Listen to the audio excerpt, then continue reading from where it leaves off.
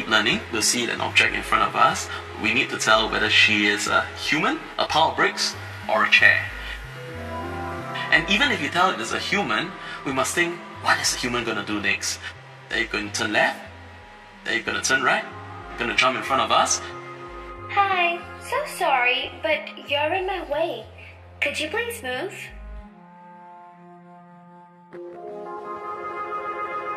Thank you. Land Spot, we make professional cleaning robots, so the cleaners don't have to work so hard. Singapore is the lion city, so the lion is the emblem of Singapore, hence our robots are Lion Spot. And at the heart of every robot, there is one grain of sand from Singapore, and it brings the love and the technology of Singapore to the rest of the world. We have multiple sensors, each feeding in information multiple times a second. In robots, anyone can put in a lot of sonars, a lot of sensors, but it is how we use them, how we make intelligent decisions with that information that counts.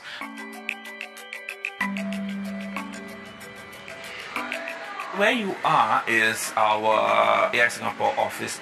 Singapore have a long history of willing to spend money to get its citizens to reskill, deep skill, or upgrade their skills. Our mission really is to promote the use of AI, get more researchers to embark on a career in AI to do AI research.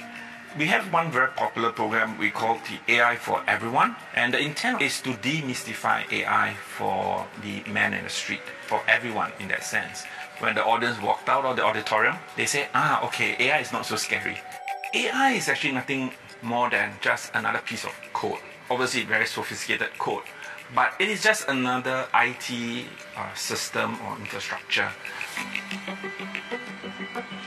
Hi, I'm Annabelle. I founded NeuroBay, which is a software AI company that looks into image and video processing. So I was very lucky to be in Singapore where the hackathon scene was slowly starting and it was still kind of ahead of its time. So when this whole field of image processing came up, I think that opened a lot of doors for opportunities to not just analyze still photos, but also to look at real life events. So for example, in traffic flow management in crowded areas, you can help to better direct human traffic.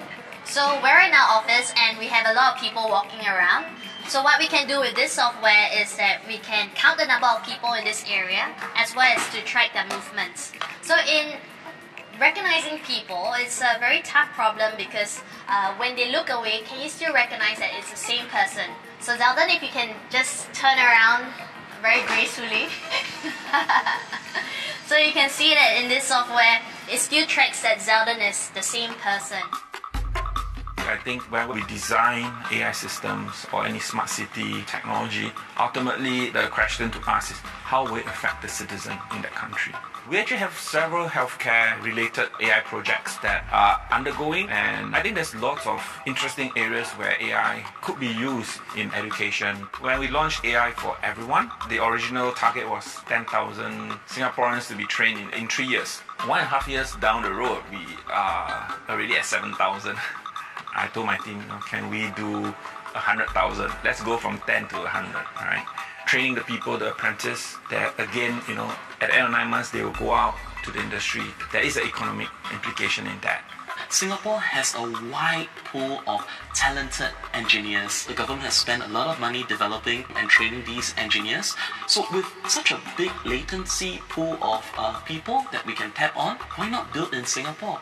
In terms of the software, I think the next step would be accessibility to more data and also the diversity of data available. Most of the open source data is from the West and not necessarily from Southeast Asia, because Southeast Asian countries may not necessarily have the infrastructure to capture that data. So recognizing a woman of color within Southeast Asia, the confidence interval might not be as high as recognizing one from the West. By doing it and making it available for the small enterprises, hopefully that might help correct some of the cultural bias in technology. We don't always have to give back in terms of time and money, but we can also give back in terms of knowledge and skills. As for myself, I'm good at building things, so why not build things to help people?